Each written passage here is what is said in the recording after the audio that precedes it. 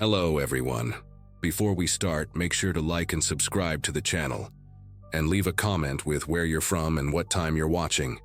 That way, YouTube will keep showing you stories just like this one. Now, let's begin. October in Michigan gets cold fast, and that night the temperature had dropped to near freezing by the time we reached the old Brennan Motors factory. I was 22, stuck in my hometown after college, working at a hardware store and watching my engineering degree collect dust.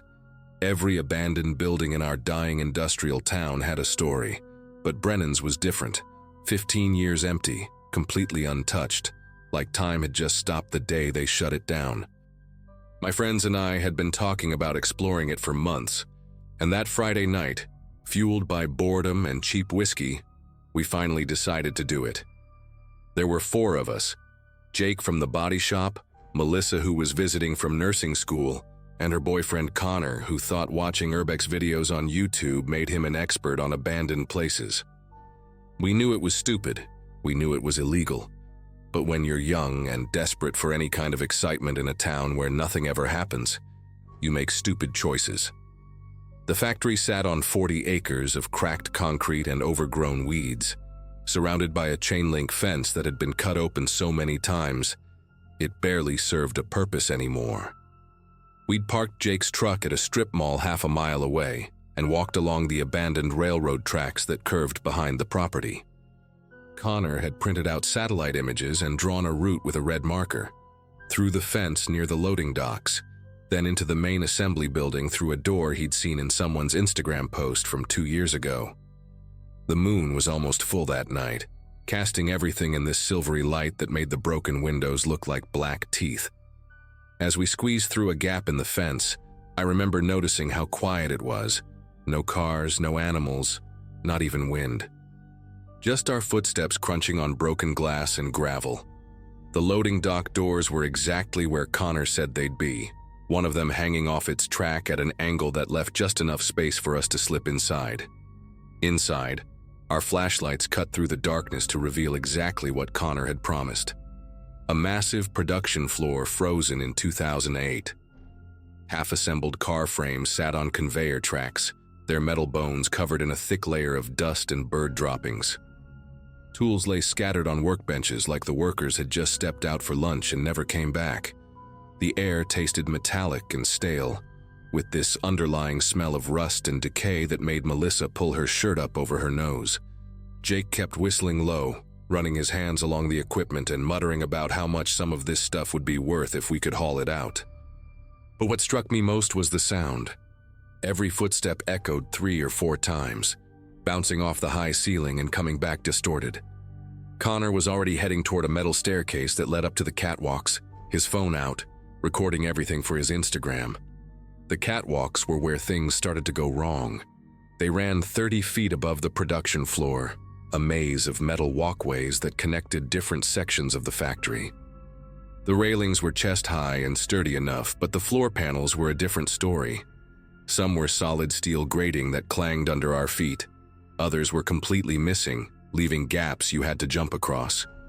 Worse, in the darkness, you couldn't always tell which was which until your flashlight caught the edge of a hole. Connor led the way, moving fast and confident like he'd done this 100 times before. Jake followed, then Melissa, then me bringing up the rear. We were heading toward what Connor said was the old executive office area, supposedly untouched with vintage computers and everything still on the desks. About halfway across, where 2 catwalks intersected, Connor stopped so suddenly that Jake almost ran into him. There was a section ahead where 3 floor panels in a row were missing, creating a gap about 8 feet long. "We can go around," Melissa said, her voice tight with fear. But Connor was already studying the gap, shining his light on the beams underneath. The support structure was still there, 2 parallel I-beams about a foot apart that ran under where the panels used to be. Connor stepped out onto the first beam, arms out for balance, his sneakers gripping the rusty metal. He made it look easy, placing one foot in front of the other like he was walking on a sidewalk. Jake went next, taking it slower but steady, and then helped Melissa across from the other side. When it was my turn, I could feel my pulse pounding in my ears.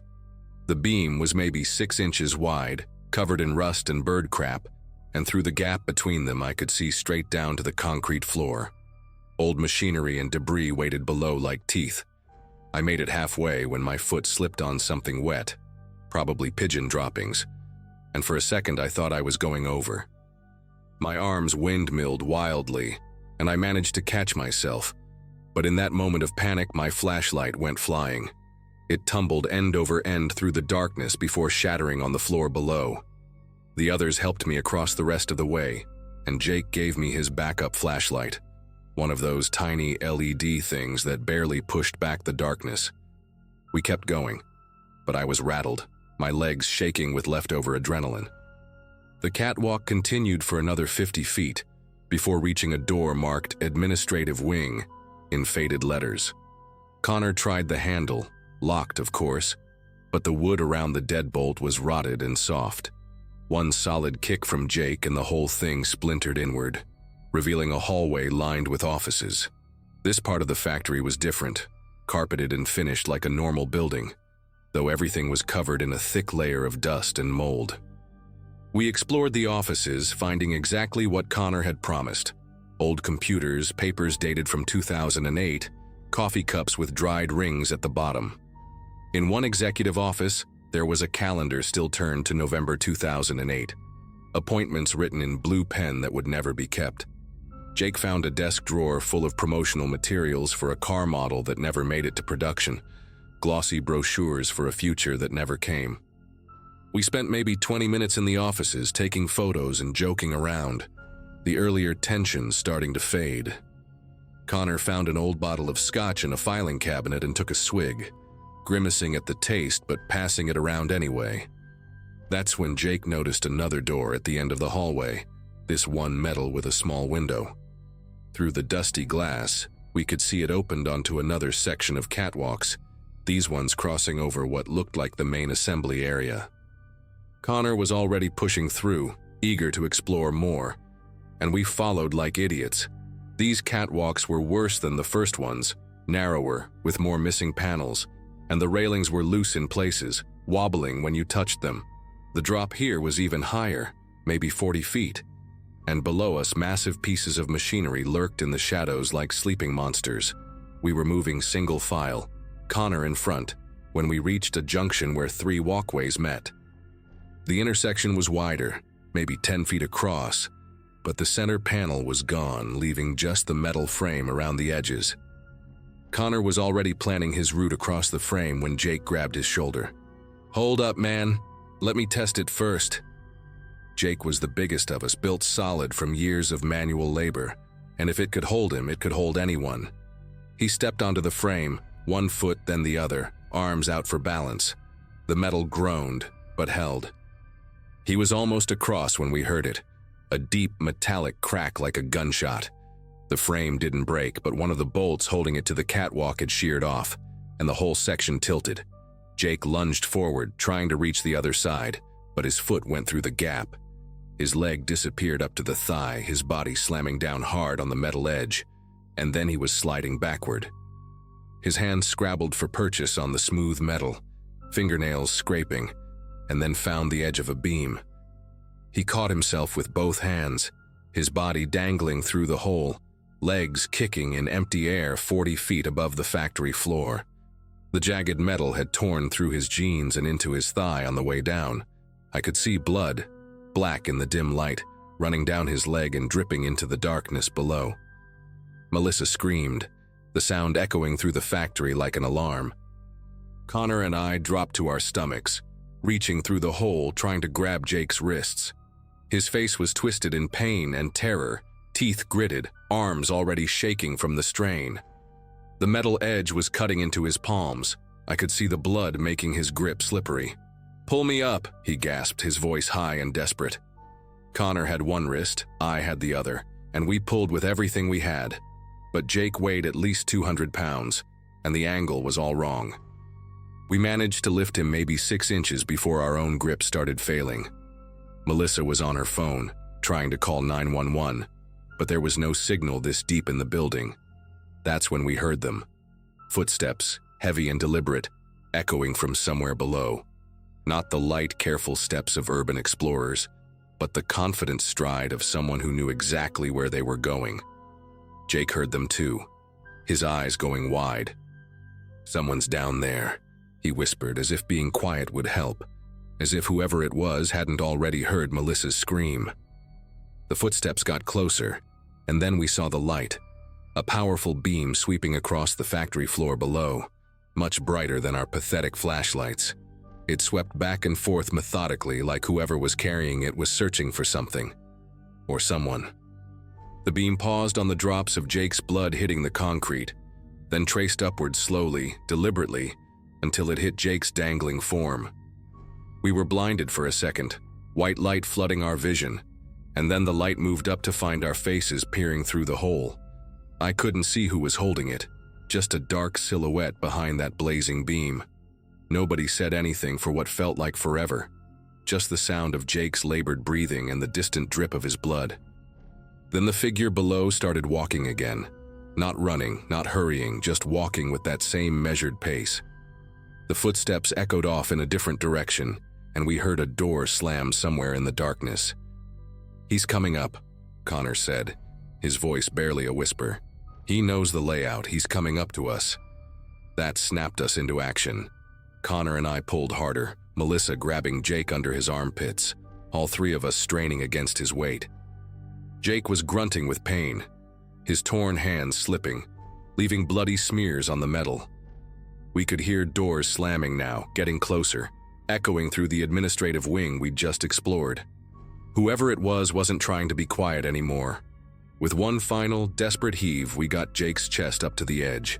He threw one leg over, rolled onto the catwalk, and lay there gasping, blood pooling beneath his torn thigh. We didn't have time to check how bad it was. Connor was already pulling him to his feet, throwing Jake's arm over his shoulder. We ran, or tried to. Jake could barely put weight on his injured leg, hopping and stumbling, leaving a trail of blood behind us. We could hear the footsteps on the metal catwalks now, moving fast, knowing exactly which paths to take, which panels to avoid. We retraced our route, Jake crying out every time his foot hit the ground, Melissa supporting his other side. When we reached the gap with the I-beams, the 8-foot stretch that had seemed manageable before, we knew we were trapped. Jake couldn't make it across, not with his leg torn up, not with his hands bloody and weak. Behind us, the footsteps had stopped. We turned around, and there he was, a man in his 60s wearing a security uniform that looked like it hadn't been washed in years. His face was weathered and deeply lined, with pale blue eyes that didn't blink enough. He was holding a police-style flashlight, the heavy metal kind that doubles as a weapon. "You kids need to leave," he said, his voice raspy like he didn't use it much. "This is private property. You're trespassing."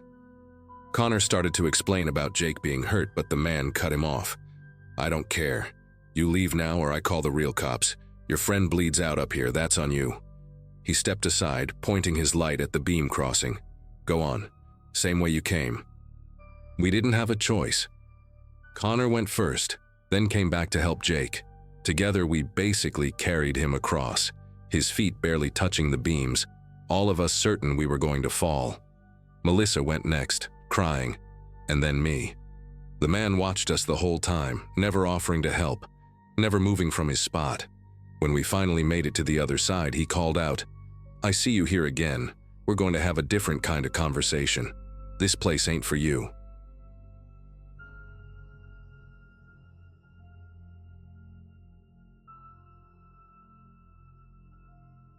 The key to St. Augustine's felt heavier than it should have in my pocket as I walked across the overgrown parking lot that Tuesday afternoon.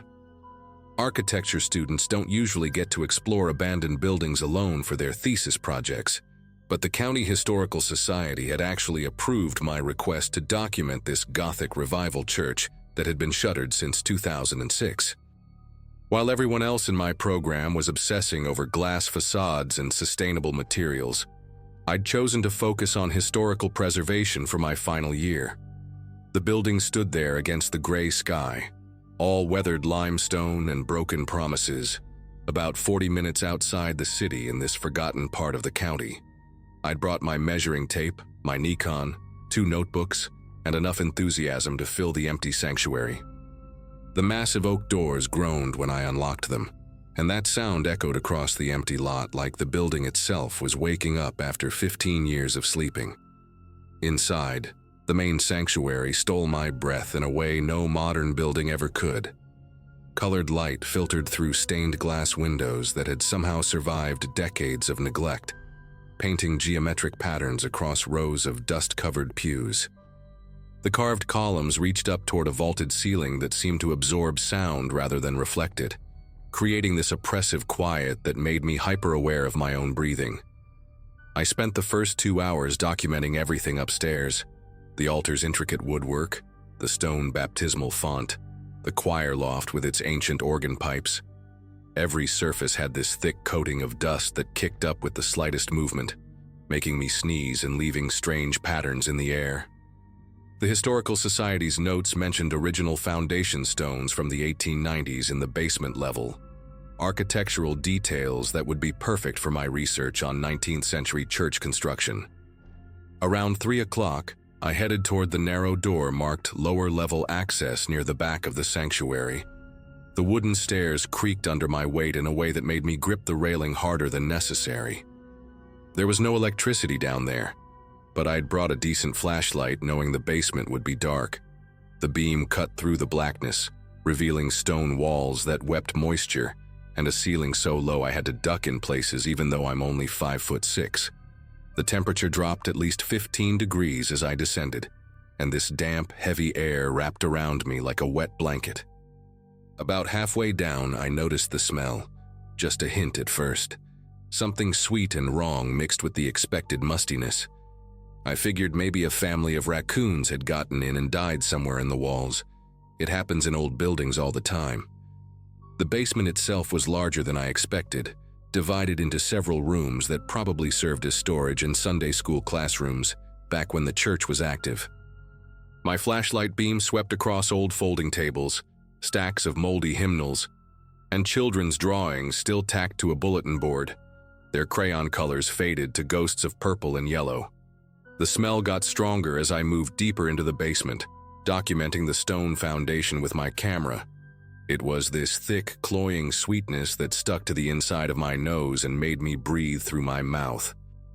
I found myself rushing through my measurements, not taking as many photos as I should have, just wanting to get the basic documentation done. In the furthest room, the one that must have been directly under the altar, the smell was so intense I had to pull my shirt up over my nose. There was this old wooden door in the back corner, probably leading to some kind of maintenance room or old coal cellar. The door was slightly ajar, maybe 3 inches open, and I could tell that's where the smell was coming from. I stood there for maybe 30 seconds, flashlight beam trained on that gap, trying to convince myself to go check it out. But something in my gut, this primal instinct I couldn't explain, kept me frozen in place. The air coming from that room felt different, heavier somehow, and I had this sudden, irrational certainty that I needed to leave immediately. I practically ran back through the basement, my flashlight beam bouncing wildly off the stone walls. My brain kept trying to rationalize what I was doing, telling myself I'd gotten enough photos, that the smell was making me nauseous, that I could always come back another day with someone else. But deep down, I knew I was lying to myself. I was terrified, and I didn't even understand why. The stairs seemed to go on forever as I climbed back up, and when I finally burst through into the sanctuary, I actually gasped at the regular air like I'd been holding my breath. The late afternoon sun streaming through those stained glass windows had never looked so welcoming. I grabbed my equipment bag from the front pew where I'd left it, shoved my camera and notebooks inside without organizing anything, and headed straight for the doors. My professor would probably dock points for incomplete documentation, but I didn't care. I just needed to get out of that place. The drive home was strange because the further I got from the church, the more ridiculous I felt about my reaction. By the time I reached my apartment near campus, I'd almost convinced myself I was being dramatic, maybe getting my period or something, and that's why I'd overreacted to a bad smell in an old basement. I took a long shower, ordered Chinese food, and spent the evening organizing the photos I'd managed to take. The building really was architecturally significant. Those foundation stones were definitely from the original 1890s construction, and the sanctuary had details you just don't see anymore. I made notes about going back the following week, maybe bringing my friend Bethany, who was also into old buildings. That night I slept fine, didn't even dream about the place, and Wednesday passed without me thinking about it much at all, except to email the Historical Society, thanking them for the access and mentioning I'd return the key soon. Thursday morning changed everything. I was in the campus coffee shop around 9, scrolling through my phone while waiting for my latte, when the local news alert popped up. Human remains discovered in abandoned church, police investigation underway. My heart started hammering before my brain even processed what I was reading. The article was brief but specific. Maintenance workers preparing St. Augustine's Catholic Church for potential demolition had discovered badly decomposed human remains in a basement storage area. The body, which authorities believed had been there for several weeks, was found in what the article described as a concealed maintenance room. They'd posted a photo of the church's exterior with yellow police tape across those same oak doors I'd unlocked just 2 days earlier. I stood there in the coffee shop, phone trembling in my hand, while other students grabbed their drinks and chatted about normal things like upcoming exams and weekend plans. I threw up in the coffee shop bathroom. Not dramatically, not loudly, just quietly emptied my stomach while sitting on the floor of the handicapped stall, thinking about that wooden door in the basement's furthest room. 3 inches. It had been open 3 inches, and all that had stopped me from pushing it wider was some instinctive revulsion I couldn't even name. The article said the body had been there for weeks, which meant when I was down there taking photos, measuring stones, breathing through my shirt because of the smell, someone's son or daughter or parent was decomposing maybe 20 feet away from me. The maintenance workers had apparently opened that door looking for the source of what they called an unbearable odor. The same smell I'd tried to convince myself was just dead raccoons. I sat on that bathroom floor for probably 20 minutes, replaying every second I'd spent in that basement, wondering if the person had still been alive when the church was locked up, if they'd died trying to get out, if they'd screamed for help in a building designed to swallow sound. The police called me that afternoon. Apparently, the Historical Society had given them a list of everyone who'd had access to the church recently, and I was the last person who'd signed out the key. The detective, a woman named Hawkins with a voice that sounded tired, asked me to come to the station to answer some questions. I drove there in this weird state of numbness, part of me still hoping maybe they'd found old remains, something from decades ago that had nothing to do with my visit. But Detective Hawkins crushed that hope pretty quickly. The body was a man named Gregory Vance, 63 years old, reported missing 3 weeks earlier by his daughter. He'd been living on the streets for about a year after losing his job and his home, and his daughter said he sometimes sought shelter in abandoned buildings. The detective showed me his photo, a regular-looking guy with graying hair and kind eyes, wearing a flannel shirt in what looked like a family barbecue photo. He'd probably gone into the church looking for a safe place to sleep and somehow gotten trapped in that maintenance room. Detective Hawkins kept asking if I'd noticed anything unusual, if I'd seen any signs of forced entry, if I'd explored the entire basement. I told her about the smell, about approaching that door, about leaving without checking further. She nodded and wrote things down, but I could see something in her expression, not judgment exactly, but maybe disappointment. If I'd pushed that door open on Tuesday, if I'd called 911 about finding Gregory Vance's body, his daughter could have started grieving 2 days sooner instead of wondering where her father was. The detective said the maintenance room's door had a broken lock mechanism that sometimes jammed from the inside. Gregory had probably pulled it shut for privacy and then couldn't get it open again. The basement had no windows, no other exit, and with the church abandoned, no one to hear him calling for help.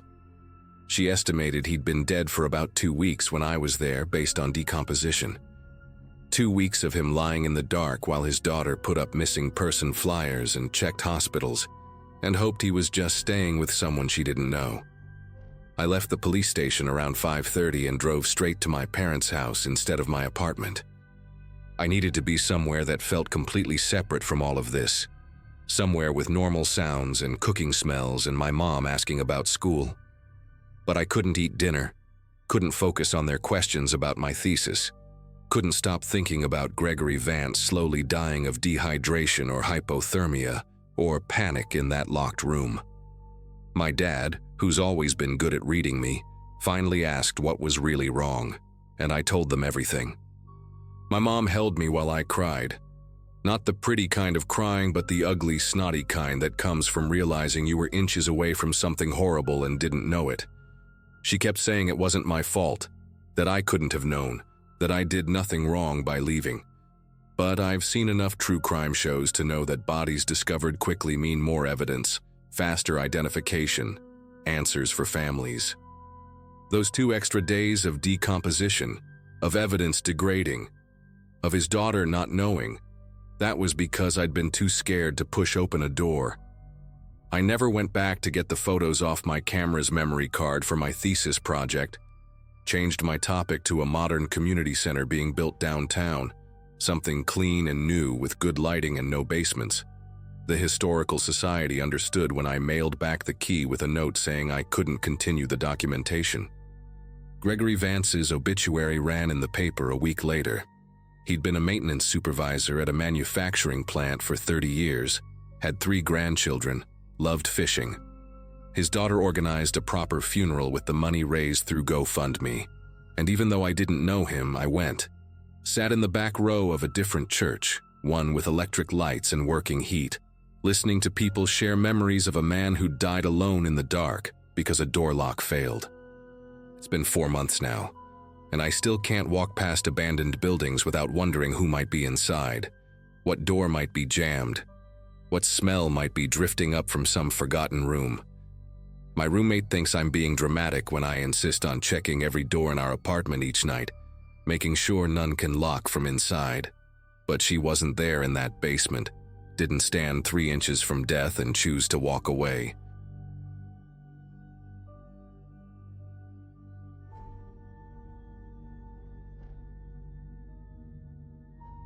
Summer of 2016, I was 17, and dumb enough to think crawling through storm drains was a good way to kill time. Living in a suburb outside Denver meant you had to get creative with your entertainment, and my friends Brandon and Nate were always down for whatever stupid idea we came up with. My parents both pulled 12-hour shifts at the hospital, which left me with way too much freedom and a house that stayed empty most days. Brandon had just inherited this rust-bucket Ford Ranger from his uncle, and having wheels made us feel invincible, like we could go anywhere and do anything without consequences. We'd been out of school for maybe 2 weeks when the boredom really started to hit. That Thursday in June started with us sitting in Nate's garage, passing around a bag of chips and scrolling through our phones, when Brandon brought up something his older brother had mentioned about these abandoned storm drains near the old rail yard. According to him, kids had been sneaking down there for years to party, tag the walls, basically do all the stuff you couldn't do topside without someone calling the cops. The rail yard sat on the east edge of town, past the industrial district where all the warehouses looked like they'd been empty since the 90s. We parked behind this collapsed loading dock and walked through knee-high weeds until we found the entrance, this massive concrete tube, maybe 8 feet across, partially hidden by a tangle of dead oak branches and garbage that had washed down from the street. The smell hit you first, like wet metal mixed with something organic that had been rotting for weeks.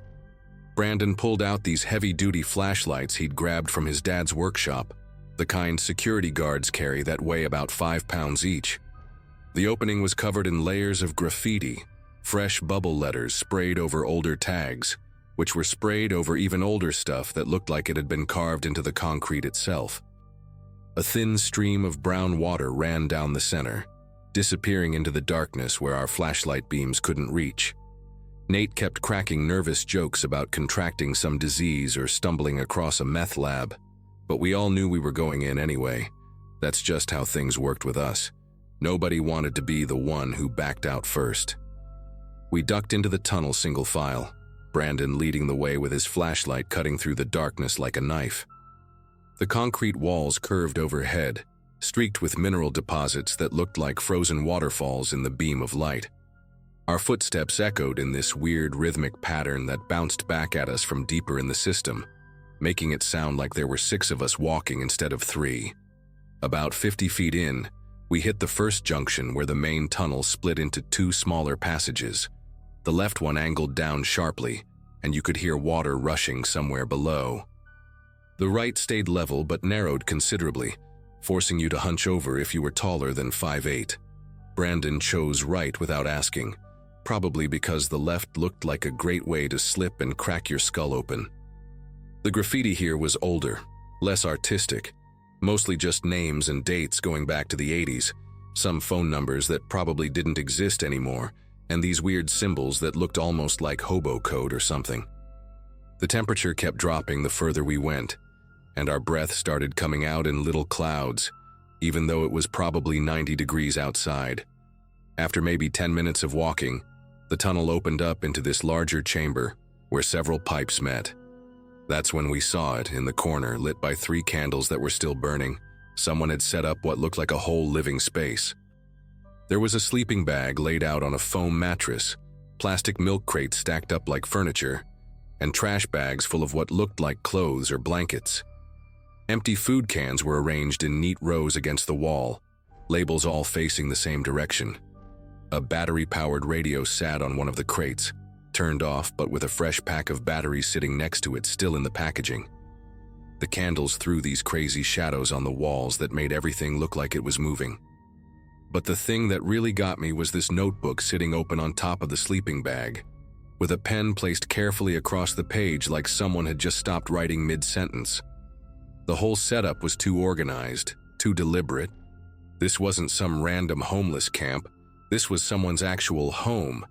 And from the looks of those burning candles, they couldn't have been gone for more than an hour or 2. Nate reached for the notebook, but Brandon grabbed his wrist before he could touch it.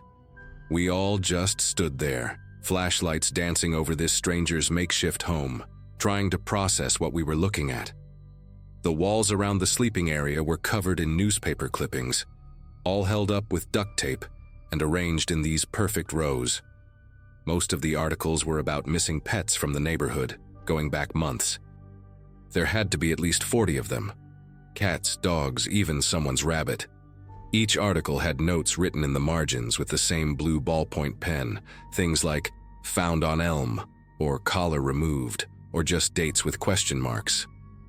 One of the milk crates had a collection of pet collars, maybe 15 or 20 of them, all different colors and sizes, some with tags still attached. I remember Brandon whispering that we needed to leave right now, but before anyone could move, we heard it.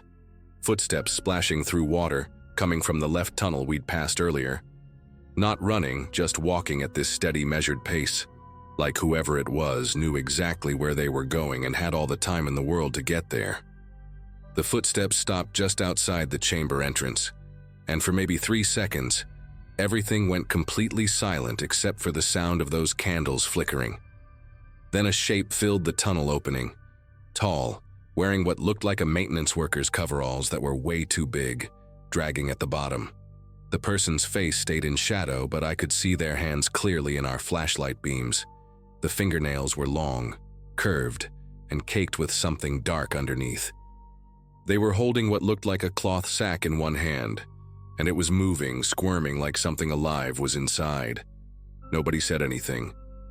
The person tilted their head at this unnatural angle, like they were trying to see us better or maybe listening to something we couldn't hear. Then they took one step forward into the chamber, and their face caught the candlelight. Hollow cheeks, eyes that looked almost yellow in the dim light, and this perfectly calm expression like finding 3 teenagers in their secret underground home was the most normal thing in the world. They set the sack down carefully, never taking their eyes off us, and that's when we heard the muffled whimpering coming from inside it. Brandon was the first to break. He turned and bolted back the way we came, his flashlight beam swinging wildly across the walls. Nate and I didn't need any more encouragement. We ran after him, our feet slipping on the wet concrete as we scrambled through the narrow tunnel. Behind us, I could hear the person moving, not running but walking with these long, deliberate strides that somehow seemed to keep pace with our panicked sprint. Their breathing echoed through the pipes, this raspy wheeze that bounced off the walls and made it sound like they were right behind us, even when they weren't. At the junction, Brandon went straight instead of turning left toward the exit, and we had no choice but to follow him deeper into the system. The tunnel here was older, rougher, with chunks of concrete missing from the ceiling and rust-colored water dripping steadily from exposed rebar. Our flashlights started cutting out intermittently, probably from all the shaking as we ran, leaving us in complete darkness for seconds at a time. During one of those blackouts, I slammed face first into a low-hanging pipe, splitting my lip open and filling my mouth with the taste of blood and rust. We hit a dead end, a metal grate blocking the tunnel completely, too small to squeeze through and too strong to break. Brandon was pulling at it desperately, his fingers already bleeding from the sharp edges, while Nate kept looking back the way we came, holding his flashlight with both hands to keep it steady. The footsteps had stopped, but we could still hear that breathing, getting closer but taking its time. Then the person started talking, not yelling or threatening, just speaking in this conversational tone like we were having coffee together. They were listing names: Whiskers, Buddy, Princess, Max, and after each name they'd make this clicking sound with their tongue. The sack they'd been carrying earlier must have still been with them, because we could hear scratching and whimpering between the names. They kept talking about how the animals trusted them, how easy it was to make friends with something hungry, how they'd been collecting for months and nobody ever came looking in the tunnels. The voice was getting closer, maybe 30 feet away now, and our flashlights were getting dimmer as the batteries died. Nate started crying, just standing there shaking and crying, while Brandon kept pulling at that grate like a trapped animal. The person emerged from the darkness just as Brandon's flashlight died completely.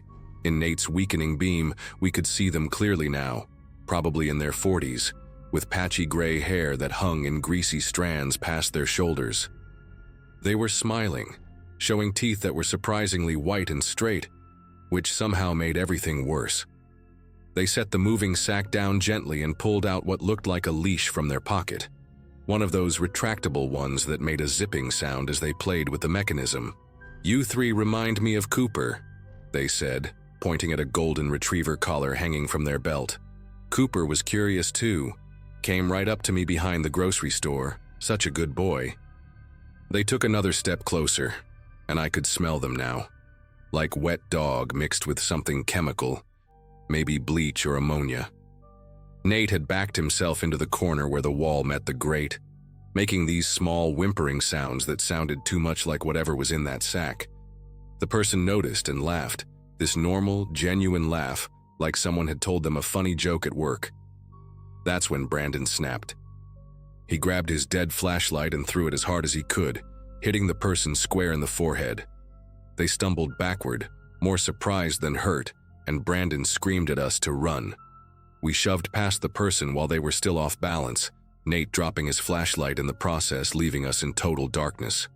But Brandon remembered the way, left at the junction, then straight, following the sound of dripping water and the faint smell of outside air.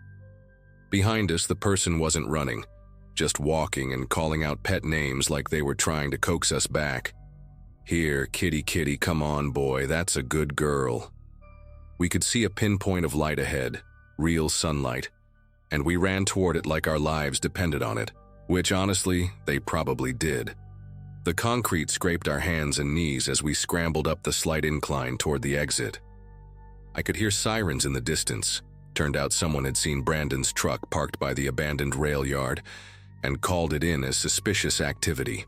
We burst out of that tunnel into the blazing afternoon sun, all three of us crying and bleeding and probably looking absolutely insane to the two cops who were just getting out of their patrol car. We tried to explain everything to the cops, the living space in the tunnels, the missing pet articles, the person with the sack, but we were so hysterical that nothing came out right. One officer stayed with us while the other went to check the tunnel entrance, but he only went about 20 feet in before coming back out, saying it was too dangerous without proper equipment and backup. They called it in, and within an hour there were fire trucks, animal control, and even a news van setting up in the rail yard. The fire department sent a team down with proper lights and safety gear, but they found nothing. No sleeping bag, no milk crates, no newspaper clippings, and definitely no person in maintenance coveralls. Even the notebook was gone. The only thing they found was a single pet collar caught on a piece of rebar about 50 yards in, a red one with a heart-shaped tag that said Bailey. The cops took our statements, called our parents, and basically told us we were lucky we only got scared. They suggested maybe we'd stumbled onto a homeless camp and our imaginations had run wild in the dark. Brandon's dad grounded him for the rest of the summer. Nate's parents made him start seeing a therapist, and my folks installed a tracking app on my phone that I couldn't delete until I turned 18. The story should have ended there. Just 3 stupid kids who scared themselves in a drainage tunnel. But 2 weeks later, I was walking home from my job at the grocery store when I saw them. The person from the tunnel, standing at the bus stop across from my house, wearing normal clothes this time, just jeans and a polo shirt. They were reading a newspaper, acting like any other person waiting for the bus. When they looked up and saw me, they smiled and waved, then held up the newspaper so I could see the headline, another missing pet story, this time a tabby cat named Oliver from our neighborhood. They folded the paper carefully, tucked it under their arm, and got on the bus when it arrived, never breaking eye contact until the doors closed. I never saw them again after that, but for the next year until we graduated and I left for college, missing pet posters kept appearing around town. The police never found anything. The tunnels got sealed with concrete barriers after our incident, and everyone seemed to forget about it, except for Brandon, Nate, and me. We never talked about it, not even with each other. But sometimes I'd catch one of them staring at missing pet posters a little too long, and I knew they were thinking the same thing I was. Somewhere in town, that person was still collecting, still making friends with hungry animals, still living their deeply disturbed life in broad daylight, and there wasn't a damn thing we could do about it.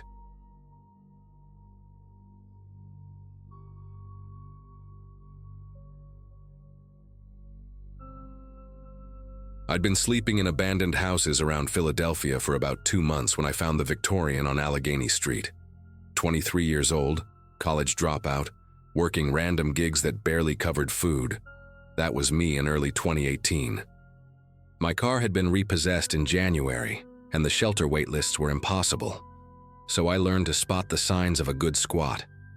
Broken padlocks that nobody bothered to replace, overgrown yards that meant the city had given up, and most importantly, other people's stuff already inside. That meant it was either safe enough or at least you wouldn't be alone if things went bad.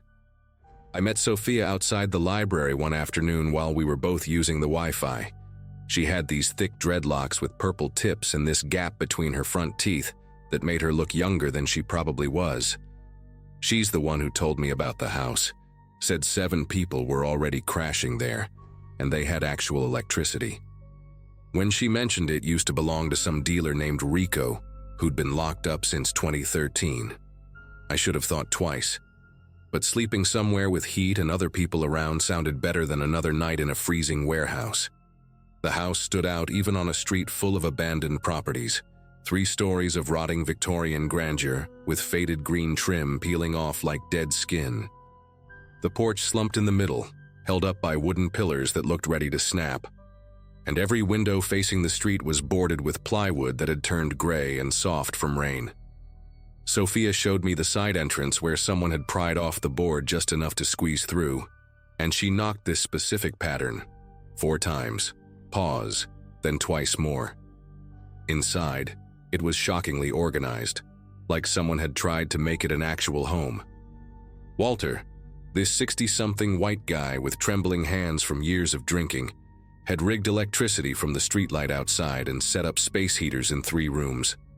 There was Janet and Paul, a black couple in their 40s who'd lost everything to medical debt, sleeping in what used to be the dining room. 2 kids couldn't have been older than 20, Destiny and Carlos, had claimed the smallest bedroom upstairs.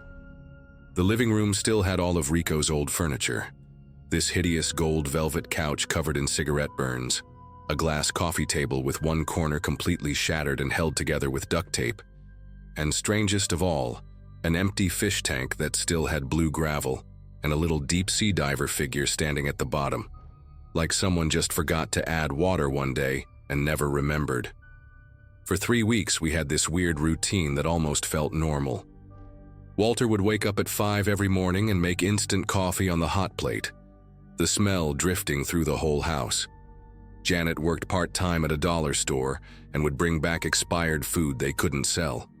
Dented cans of soup, stale bread, sometimes even frozen stuff that was still good.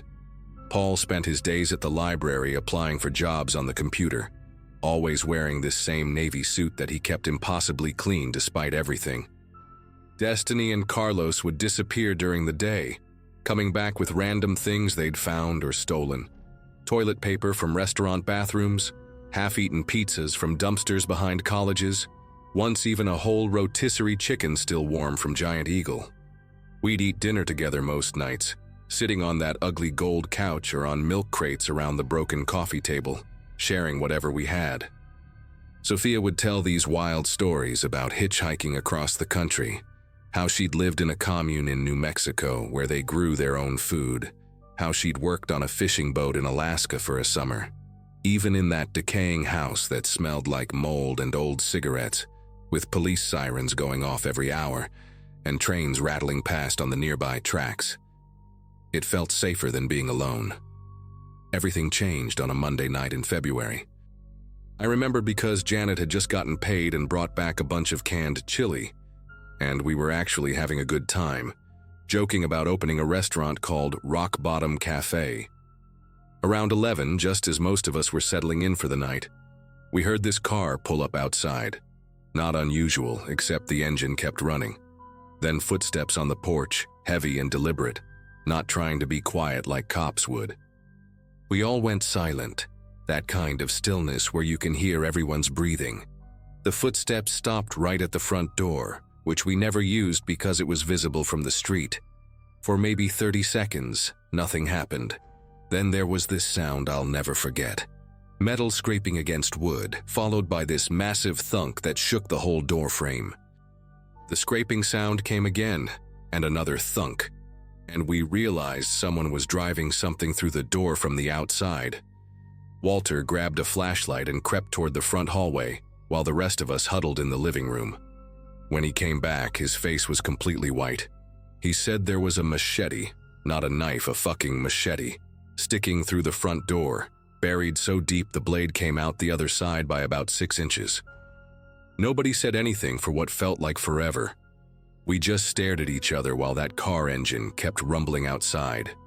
Then, as suddenly as it arrived, we heard the car door slam, and it drove off, tires squealing as it turned the corner. Carlos wanted to go look, maybe get a license plate, but Walter grabbed his arm and told him not to be stupid. Janet was whispering prayers under her breath while Paul held her, and Sophia had this look on her face like she'd seen this kind of thing before. Destiny started packing her stuff right then and there, shoving her clothes into a garbage bag, saying she wasn't staying another minute. But Walter convinced us to wait until morning. The streets were more dangerous at night, and whoever that was might still be watching. We pushed the couch and everything heavy we could find against the front door, then took turns staying awake in pairs, watching the windows. I was paired with Sophia for the 3 to 6 shift, and she told me this probably had to do with Rico's old business.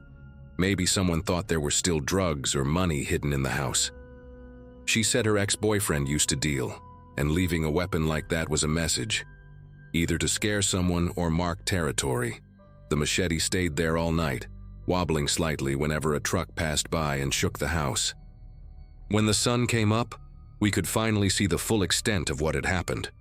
The machete was even bigger than we'd thought, probably 2 feet long with a black rubber handle wrapped in duct tape. It had gone through the solid wood door like it was cardboard, and there were fresh scratches on the door frame where someone had used it to pull themselves up, like they'd put their whole body weight behind driving it in. Paul wanted to call the cops, but everyone else shot that down immediately. We were trespassing, and half of us had warrants or records that would land us in jail. Walter said he knew some guys from his construction days who might buy the machete for scrap metal, but nobody wanted to touch it. Around noon, I decided I needed air and walked to the corner store for cigarettes. When I came back 20 minutes later, everyone was outside on the sidewalk with their stuff. The front door was wide open, the machete was gone, and Sophia grabbed my arm before I could go inside. She said about 5 minutes after I left, 3 men in ski masks had walked right in through the side entrance like they knew exactly where it was. They didn't say a word, just started going through every room, throwing mattresses, dumping out bags, even pulling up loose floorboards in the kitchen. Everyone ran out the front door. The men didn't try to stop them, didn't even look at them, just kept searching. We stood there on the sidewalk for maybe 10 minutes, everyone arguing about what to do. Janet wanted to leave right away. Paul kept saying we should wait and go back for our things. And Walter was convinced the men were looking for Rico's stash that probably didn't even exist anymore. Then we heard this crash from inside, like furniture being flipped, followed by what sounded like walls being hit with something heavy, probably a sledgehammer from the sound. That's when I noticed Carlos wasn't with us. Destiny started screaming his name, completely hysterical, saying he'd gone upstairs to grab his backpack right before the men showed up. Before anyone could stop her, she ran toward the house. Sophia and I grabbed her just as she reached the porch, and that's when we heard it. A man's voice from inside, low and calm, saying, "Where is it?" over and over. And another voice, younger, crying and saying, "I don't know what you're talking about." It was Carlos.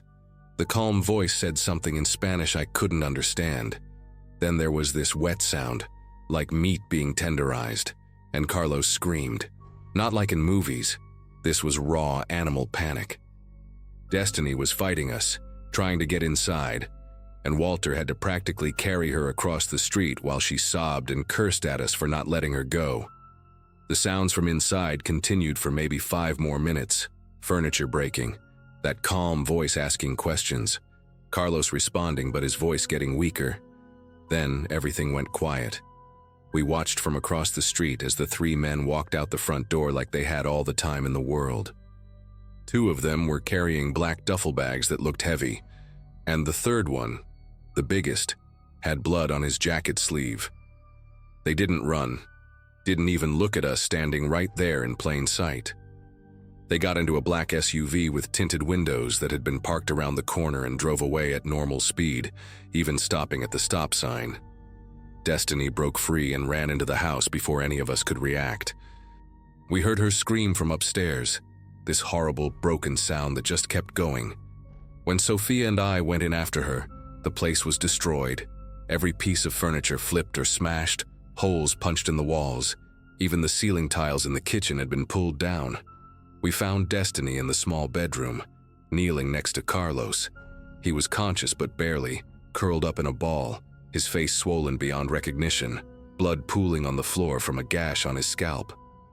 His left arm was bent at an angle that made me want to throw up, and he kept making these small, whimpering sounds like a hurt dog.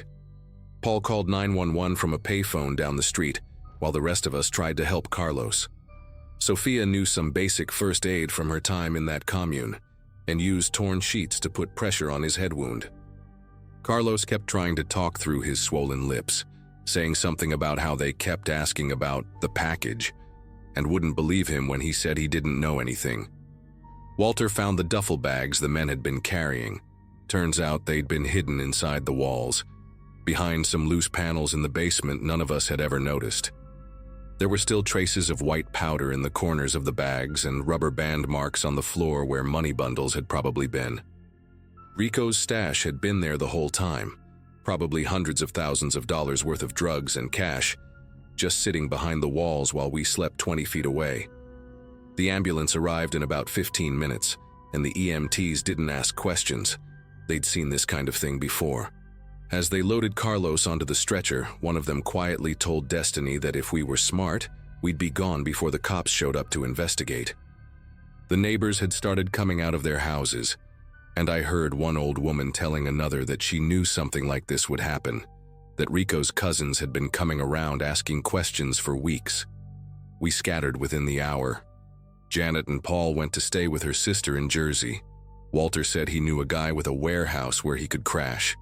And Destiny went with Carlos in the ambulance, refusing to leave his side. That left me and Sophia standing on the sidewalk with our garbage bags of belongings, trying to figure out our next move. She had a friend in Fishtown who might let us stay for a few nights, but we needed to get across the city and neither of us had money for the bus. As we started walking, I made the mistake of looking back at the house one more time. There was already a new padlock on the side entrance, and I swear I saw someone watching us from the third-floor window. Just a shadow that moved away when I looked directly at it. Sophia saw it too and grabbed my hand, pulling me along faster. We walked for 2 hours straight, not stopping until we reached the bridge over the Delaware. She finally broke the silence, saying that in all her years on the streets, she'd never been that close to dying. Those men hadn't cared who was in the house. If they'd thought any of us knew where their money was, we'd all have ended up like Carlos or worse. The scary part was how professional they were, how they knew exactly where to look, like someone had told them precisely where Rico had hidden everything. 3 days later, I was staying at a women's shelter in South Philly when I saw the news on TV. They'd found 2 bodies in a house on Allegheny Street. Not our house, but one just 3 doors down. The reporter said it was drug-related, that the victims were known associates of a dealer who'd been imprisoned years ago. They showed a picture of the victims, and my heart stopped. It was 2 guys I'd never seen before, but Sophia later told me she recognized them from the neighborhood. They used to hang around our house sometimes, asking Walter if anyone had been inside lately, if we'd found anything interesting. Turns out they were Rico's cousins, the ones the old lady had mentioned, and they'd probably been killed by the same men who tortured Carlos. The news said they'd been dead for at least a week, which meant they were murdered before the machete incident, before the men came searching. Those cousins had probably been tortured for the location of Rico's stash, gave up the information, and then were killed anyway. We'd been living in that house the entire time, completely oblivious to the fact that we were sitting on top of a fortune that people were willing to kill for. If those men had come just a few days earlier, or if we'd found those hidden panels ourselves, we'd probably be dead too. I ran into Sophia one more time, about a month later at a food bank in Center City. She told me Carlos survived, but lost partial use of his left arm, and he and Destiny had left Philadelphia entirely, maybe headed to Florida where her family lived. Walter had gotten into a program and was trying to get sober. Janet and Paul were still at her sister's place trying to save up for their own apartment. As for the house, Sophia said she'd walked by it the previous week out of curiosity. It had been completely gutted, windows removed, doors taken off, even parts of the walls had been torn down. The city had put up official condemned notices and metal barriers over every entrance. But the really unsettling part was what she'd heard from other people still living on the streets in that area. They said that sometimes at night cars would still pull up to the house, people would get out and walk around it, like they were checking to make sure it stayed empty.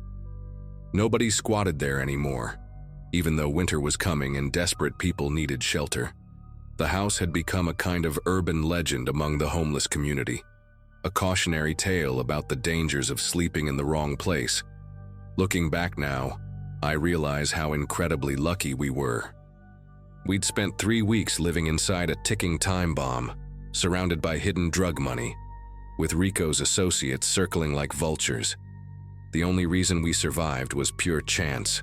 We were nobodies, not worth interrogating or killing, just obstacles to be pushed aside while they reclaimed what they thought was theirs.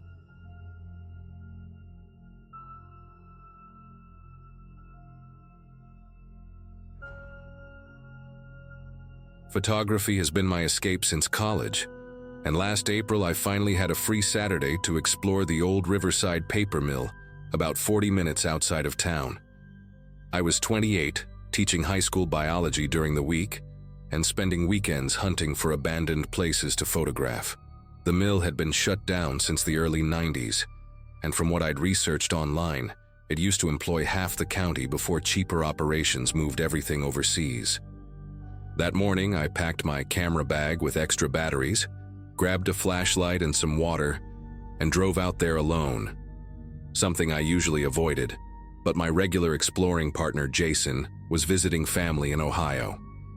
The building sat isolated behind overgrown chain-link fencing, its red brick walls covered in vines and graffiti, windows either boarded up or shattered into jagged teeth. Getting inside was easier than expected. Someone had already cut a person-sized hole in the fence near the loading dock, and one of the dock doors hung partially open, rusted off its tracks. The main floor stretched out like a cathedral of decay, with massive paper rolling machines standing silent under layers of dust and bird droppings. Shafts of light cut through gaps in the roof, creating these incredible contrast patterns that made my photographer's heart race with excitement. Spent the first hour just shooting the machinery, the peeling paint on the walls, and the way nature had started reclaiming the space through cracks in the concrete floor. The building had multiple levels connected by metal staircases, and I'd planned to work my way up systematically. But then I noticed a doorway at the back that led to what looked like an older section of the mill, probably from the original construction in the 1920s. The older section had a completely different feel: narrower hallways, lower ceilings, and this oppressive dampness that made breathing uncomfortable. My footsteps echoed differently here, more muffled, like the walls were absorbing sound instead of reflecting it. The dust was thicker too, undisturbed except for a clear path down the center where someone had walked recently, maybe other urban explorers, though I hadn't seen any fresh graffiti or beer cans like you usually find. I followed the hallway past several small offices, their doors hanging open to reveal overturned desks and scattered papers yellowed with age. At the end of the corridor, a set of wooden stairs descended into what must have been a storage basement, and even though every rational part of my brain said to stick to the upper floors where there was natural light, I couldn't resist the pull of documenting spaces that probably hadn't been photographed in decades. The basement was a maze of concrete pillars and low-hanging pipes, with old chemical drums stacked against the walls, and the acrid smell of decades-old industrial solvents making my eyes water. I had to use my flashlight constantly down there, sweeping it back and forth to avoid tripping over debris or hitting my head on the pipes. About 50 feet in, I found this amazing spot where a partial collapse in the ceiling had created a natural skylight effect, with a single beam of dusty light illuminating a section of floor like a stage. I set up my tripod carefully, adjusting the legs to account for the uneven ground, and was framing the shot when I noticed something that made me pause. There were drag marks in the dust, 2 parallel lines about shoulder width apart, leading from the darkness beyond the pillars toward a section of floor that had completely caved in, creating a jagged hole about 6 feet across. At first I thought maybe someone had dragged equipment or scrap metal to dump it down the hole, but the marks were too uniform, too deliberate, and they had this weird pattern to them, like whoever made them had been struggling or stopping frequently. I abandoned my camera on the tripod and walked closer to the collapsed section, using my flashlight to peer down into the darkness below. The hole opened into what looked like a sub-basement, or maybe an old drainage tunnel, probably another 15 feet down, with chunks of concrete and twisted rebar jutting out at dangerous angles. The smell coming up from it was different from the chemical odor, earthier, more organic, with this underlying sweetness that reminded me of composting leaves, but wrong somehow, corrupted. I was about to step back when my flashlight caught something pale tangled in the rebar about halfway down.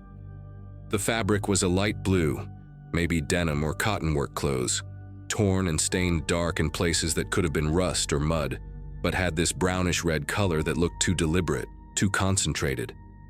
I lay flat on my stomach, ignoring the filth and broken glass, and stretched my arm down with the flashlight to get a better angle. That's when I saw more pieces of fabric caught on different sections of rebar, and beneath them, partially buried under chunks of fallen concrete, there were other things. What might have been a work boot with the sole separated from the leather, something that could have been a tool belt or bag strap, and worst of all, these dark stains on the concrete chunks that had pooled and dried in patterns that absolutely were not rust. My whole body went rigid as my brain processed what I was looking at, and I scrambled backwards so fast I knocked over a paint can, the metallic clang echoing through the basement like a gunshot. The echo hadn't even finished reverberating when I heard something else. Footsteps above me, deliberate and heavy, crossing the main factory floor. I grabbed my camera, fumbling with the tripod legs, trying to collapse them quickly while keeping my flashlight trained on the stairs I'd come down. The footsteps stopped directly overhead, and dust drifted down through the cracks between the floorboards, dancing in my flashlight beam like snow. Whoever was up there knew exactly where I was, and they weren't trying to hide their presence anymore. I could hear them moving toward the hallway that led to the basement stairs, their pace unhurried, confident, like they knew I had nowhere to go.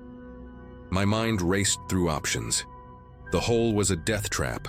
The basement had no other exits that I'd seen, and confronting whoever was coming down those stairs seemed like the worst possible choice. I killed my flashlight and moved as quietly as possible behind one of the concrete pillars, clutching my camera bag against my chest to stop the equipment from rattling. The darkness was absolute except for that single shaft of light from the ceiling collapse, and I watched it like my life depended on it, waiting to see a shadow pass through. The footsteps reached the top of the wooden stairs, and each creak of the old board sent jolts through my nervous system. They descended slowly, pausing every few steps like they were listening for me, and I held my breath until my lungs burned. When they reached the basement floor, I heard them walk directly to the collapsed section, their feet crunching on the broken glass and debris I'd disturbed. They stood there for what felt like hours, but was probably only a minute or two. And then I heard something that made my insides turn to water, the sound of them dragging something heavy across the floor, something that scraped and caught on the rough concrete, heading straight toward the hole.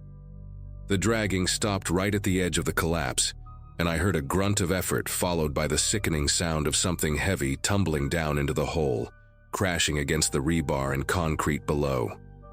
The person above muttered something I couldn't make out, their voice low and gravelly, definitely male, and then started kicking loose debris down after whatever they'd dropped.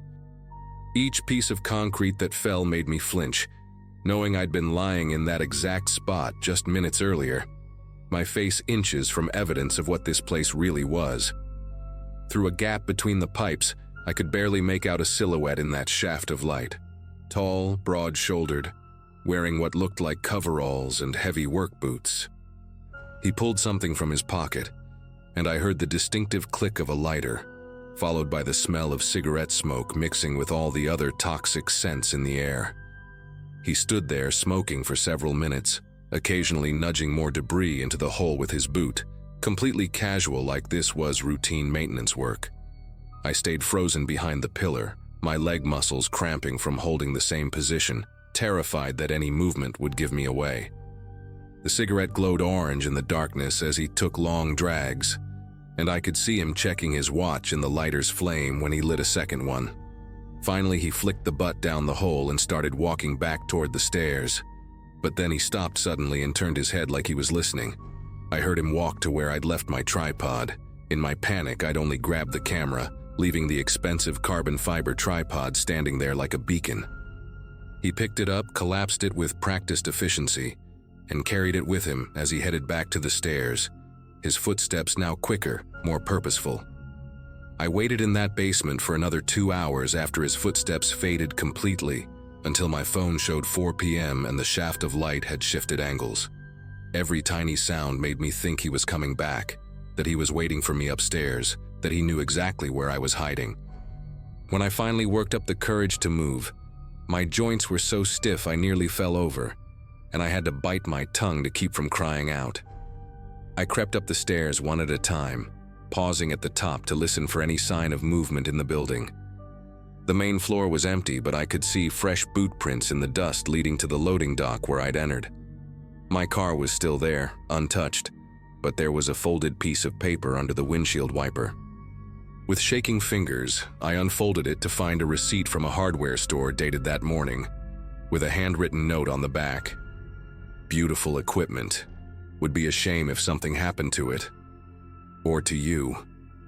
I drove straight to the police station in town, showed them the photos I'd managed to take before seeing the drag marks, and tried to explain what I'd found. 2 officers went out to investigate that evening, but they came back saying the basement floor had been completely filled with fresh concrete. Someone had dumped what must have been several trucks worth down there, sealing everything. They took my statement, said they'd look into it, but I could tell from their expressions they thought I was either lying or had imagined things.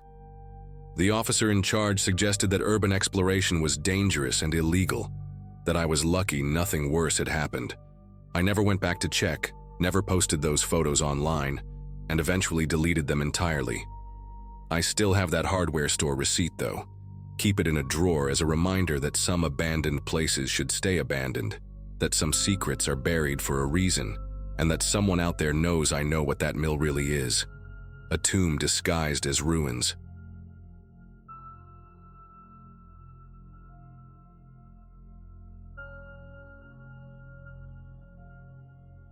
The old Westfield Elementary had been sitting empty on Route 49 for almost 15 years when we decided to break in that Friday night in 2017. I was 17, stuck in small-town Indiana for the summer, counting down the days until I could escape to college. My parents ran the only hardware store in town, and I'd been working there since I was old enough to carry a paint can without dropping it. Most nights after closing, I'd meet up with the same group of friends behind the abandoned gas station on Miller Road. It was either that or drive 40 minutes to the nearest mall. That night there were 5 of us. Me, my best friend Tommy, who'd been my neighbor since 3rd grade, his girlfriend Ashley, who worked at the diner on Main Street, this new kid Kevin, who'd moved here from Chicago and wouldn't shut up about how much better the city was, and Kevin's cousin Daniela, who was visiting for a couple weeks and barely spoke to any of us. We were passing around a bag of gas station chips and arguing about whether the town's single movie theater would ever show anything besides kids' movies when Kevin brought up the school.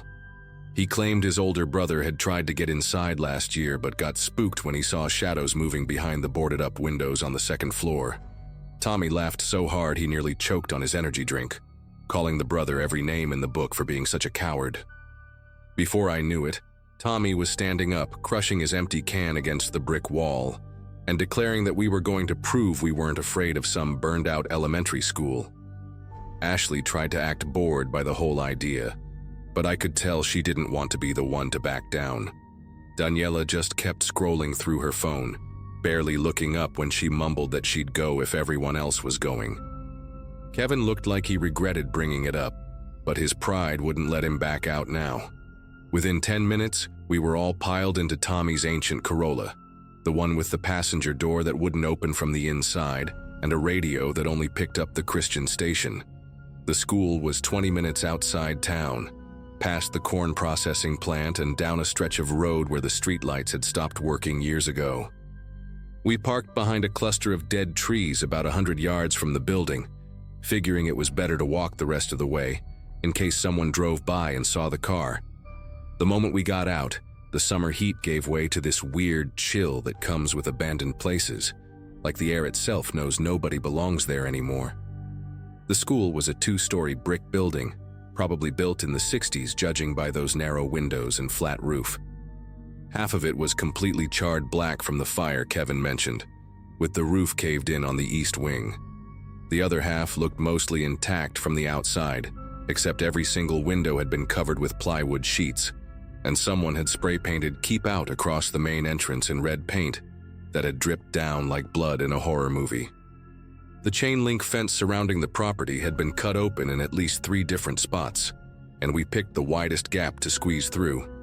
Tommy led the way with his phone flashlight, trying to act tough even though I noticed him hesitating every few steps.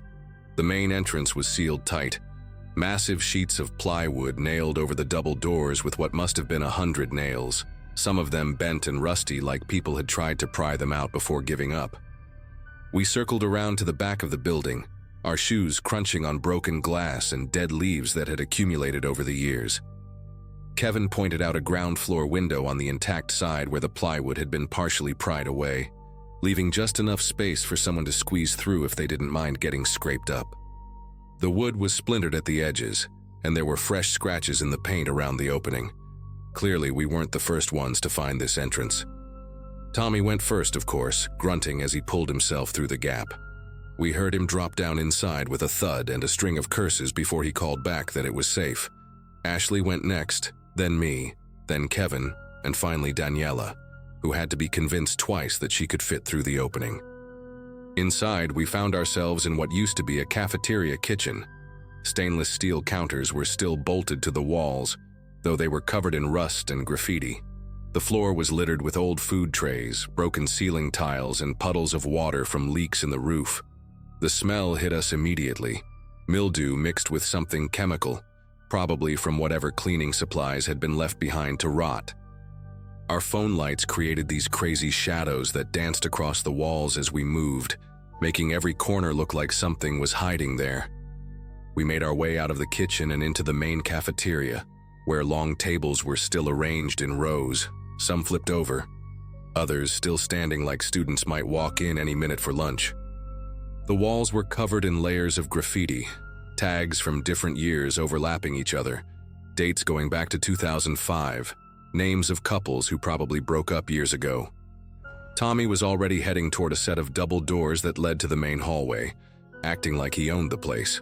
The hallway stretched in both directions, lined with classroom doors, most of them hanging open at weird angles. Water damage had warped the wooden doors, and the drop ceiling had collapsed in several places, leaving tangles of wires and insulation hanging down like intestines. We picked the left side first, poking our heads into empty classrooms where desks were either missing or stacked against walls. Everything was exactly what you'd expect from a place abandoned for over a decade. Dust, decay, and the occasional piece of furniture too heavy for scavengers to steal. But then we reached the last classroom at the end of the hall, room 108, and everything changed. The door was closed but not locked, and when Tommy pushed it open, we all just stood there staring.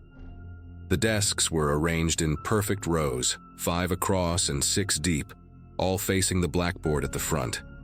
Not pushed around or flipped over like every other room, arranged like class was about to start. But the really disturbing part was the graffiti on the walls. While the rest of the building had layers upon layers of old tags, faded and overlapping, this room had fresh writing. I mean fresh. The black marker still had that chemical smell when you got close to it. The writing covered every inch of the walls from floor to about shoulder height, all in the same neat handwriting. Not gang tags or curse words like you'd expect, but weird phrases repeated over and over. They watch from the ceiling tiles, written maybe 50 times along one wall.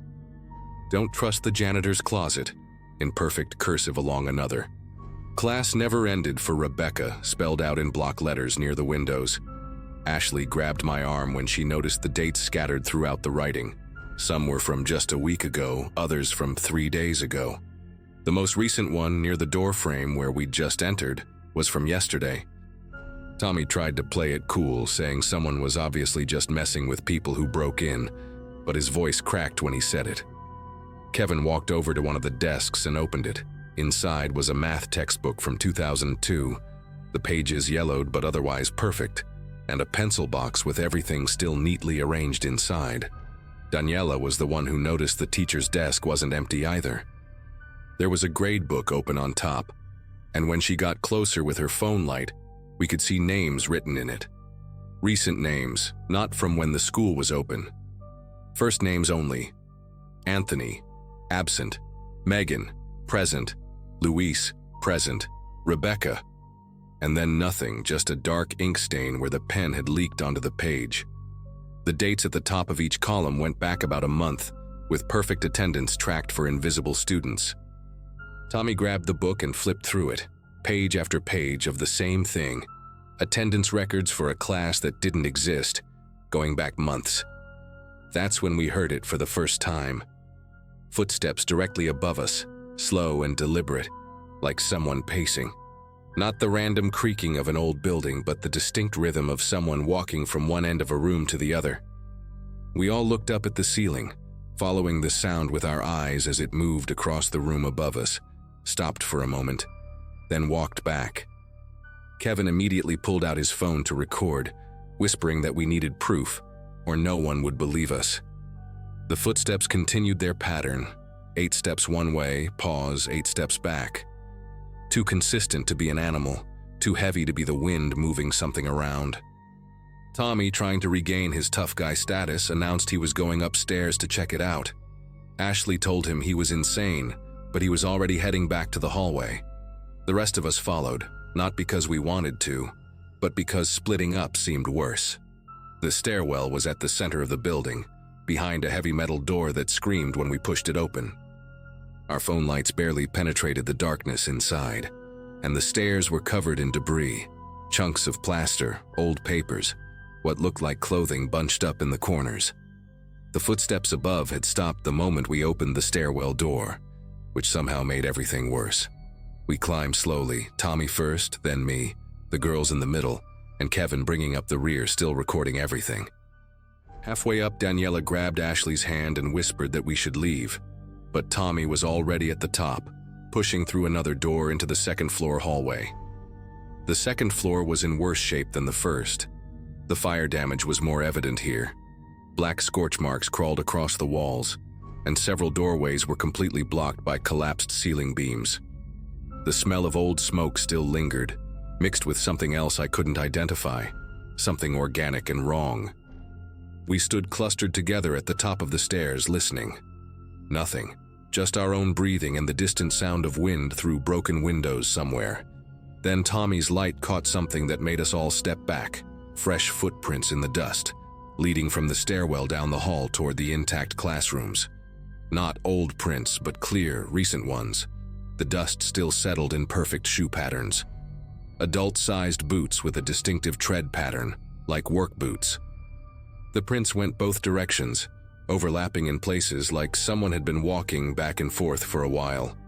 Ashley whispered that we should go back downstairs and just leave, but Tommy was already following the footprints, and somehow we all ended up following him, our lights creating a moving bubble of visibility in the darkness. The footprints led to a classroom door that was slightly ajar, room 204 according to the faded number plate. Tommy reached for the handle, and that's when the footsteps started again. But this time, they were running. Heavy boots pounding across the floor somewhere further down the hall, getting closer. We all turned our lights toward the sound, and for a split second I swear I saw a figure at the end of the hallway, tall and wearing what looked like a maintenance uniform. Then our lights flickered, all of our phones at the exact same moment, and when they came back on, the hallway was empty. But the running footsteps continued, getting louder, definitely coming our way.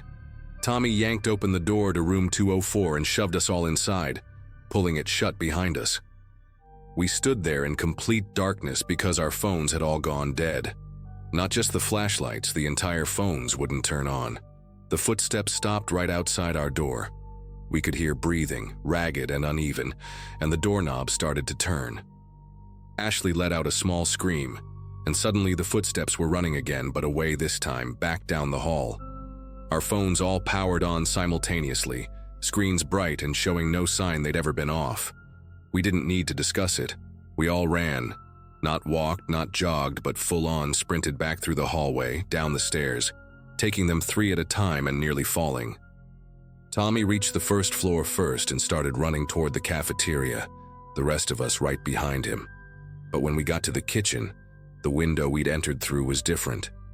The plywood that had been partially pried away was now completely intact, freshly nailed with new-looking nails that gleamed in our phone lights. Kevin started pulling at it frantically while Tommy ran to check the main entrance. He came back pale, saying the front doors that had been covered with old rusty nails now had new boards across them too, like someone had just finished securing them. That's when we heard the footsteps again, on the first floor this time, coming from the hallway we'd just left. Daniela found an emergency exit door near the gym that had been hidden behind a fallen locker. The door was rusted shut, but with all 5 of us pulling, we managed to force it open just enough to squeeze through. We ran to Tommy's car without looking back, and he drove out of there so fast the tires kicked up gravel that pinged off the windows. Nobody talked for the first 10 minutes of the drive back. We just sat there, catching our breath and trying to process what had happened. Finally, Kevin pulled out his phone to check the video he'd been recording. The footage was there, but it was all corrupted.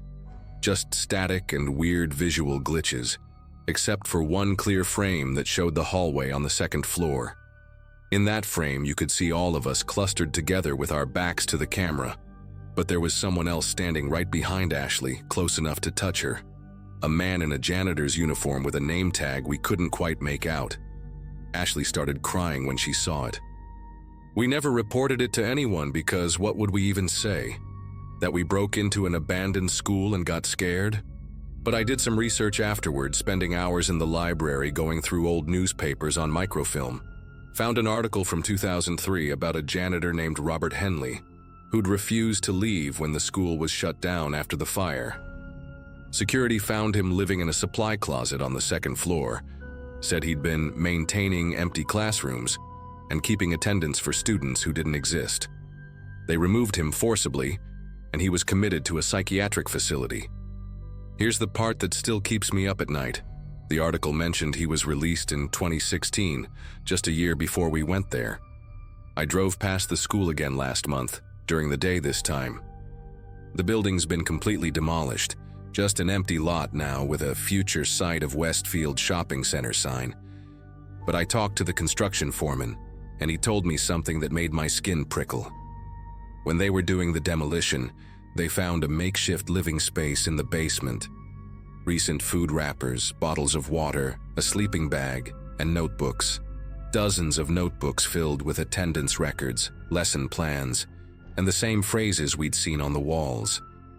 The last entry was dated the day after our break-in, and it just said, 5 new students enrolled. They didn't stay for dismissal. The foreman said they turned everything over to the police, but nothing ever came of it. Robert Henley was never found. Sometimes I wonder if he's found another abandoned school somewhere, still taking attendance, still waiting for students who will never come. And sometimes when I can't sleep, I wonder what would have happened if that emergency door hadn't opened, if we'd been stuck there with him overnight, becoming permanent additions to his impossible class.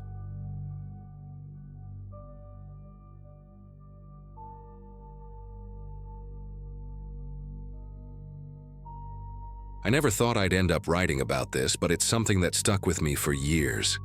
Back when I was in high school, a group of us had this routine of sneaking into places we shouldn't have been. There was an old warehouse complex a couple miles outside of town that everyone talked about. Broken windows, graffiti layered on every wall, and rusted doors that screeched whenever the wind pushed through. It wasn't just one building either. There were multiple connected halls, each darker and more cluttered than the last.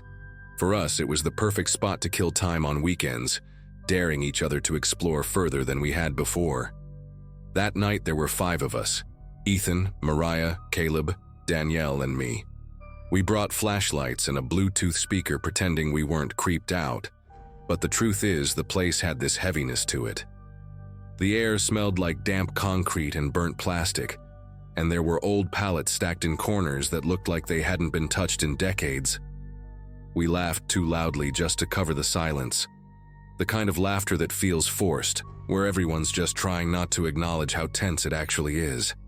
At one point, we ended up sitting on a ledge overlooking the main floor of the largest hall. The moonlight came in through gaps in the broken roof, casting pale streaks across the dusty ground. That's when Ethan stopped mid-sentence and pointed toward the far end of the warehouse. He swore someone was standing near the wall watching us. According to him, the figure was tall, unmoving, and wearing what looked like a rough mask. Something jagged and handmade, like cardboard or plaster that had been broken and pieced together. He said the eyes were just dark holes, fixed straight on us. None of us saw it. By the time we aimed our flashlights in that direction, there was nothing but shadows stretching between collapsed beams. Caleb laughed first, saying Ethan was just trying to spook us. Danielle joined in, teasing him about watching too many horror movies. Mariah rolled her eyes, and I remember feeling this weird mix of relief and doubt. Ethan kept insisting he hadn't imagined it. His voice cracked in a way that didn't feel like a joke, but the more he tried to explain, the less anyone took him seriously. Eventually, we brushed it off and moved on, blasting music louder, pretending nothing strange had happened. Weeks went by, and the warehouse just became another backdrop to our teenage boredom. Ethan still brought it up sometimes, but the more he mentioned the masked figure, the more the rest of us teased him. I felt guilty about that later, because even though I hadn't seen anything that night, the way he described it had been so specific. He never wavered in the details: same mask, same spot by the wall, same dead stare. Still, life kept moving. School, part-time jobs, trying to scrape together gas money. The warehouse faded into the background, like so many dumb places we used to hang out. Then came winter, and with it, news that shook everyone. A man had been attacked inside the warehouse complex. It wasn't a rumor. This time it was on the local news, with squad cars and caution tape wrapped around the entrances we'd once crawled through. The report said the victim survived, but barely.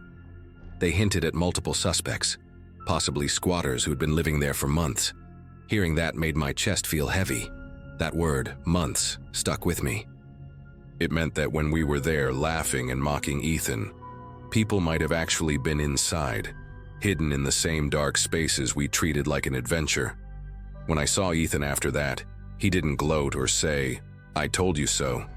He just looked tired, like he'd carried that memory around and finally had proof he hadn't been crazy.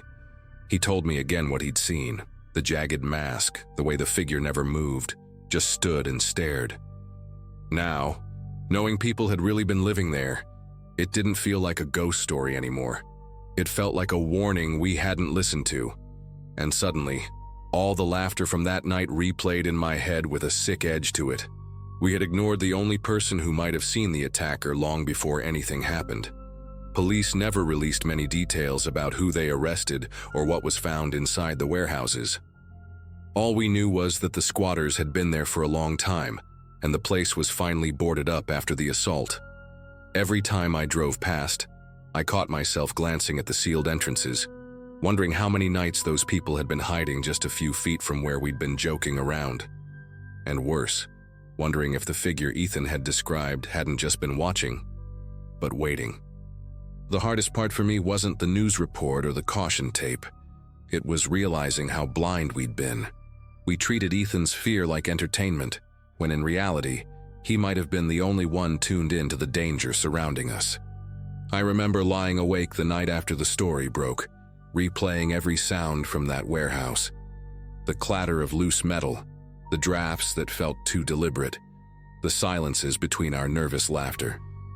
Things that once seemed harmless suddenly felt like clues we had ignored. I tried asking one of the officers outside the warehouse if they'd found masks or anything like that, but he brushed me off, saying he couldn't share details. That answer left me stuck in a loop, because if Ethan truly saw someone with a mask, then maybe that wasn't just a squatter blending in. Maybe it was someone already planning something darker, rehearsing in plain sight. The idea that they could stand still and wait while a group of kids joked only yards away makes my stomach churn even now. Eventually, the warehouse was demolished. Where it stood is just an empty gravel lot with weeds poking through.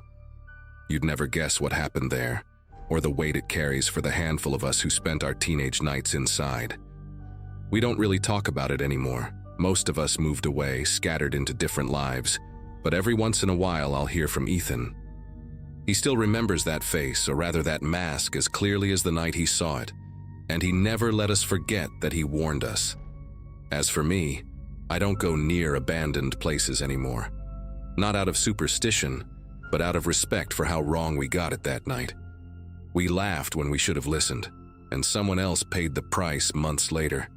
I can't say for sure if the masked figure Ethan saw was the same person responsible for the assault, but deep down, I think it was. And that thought stays with me, that sometimes the danger is right there in front of you, silent, patient, and waiting for its turn.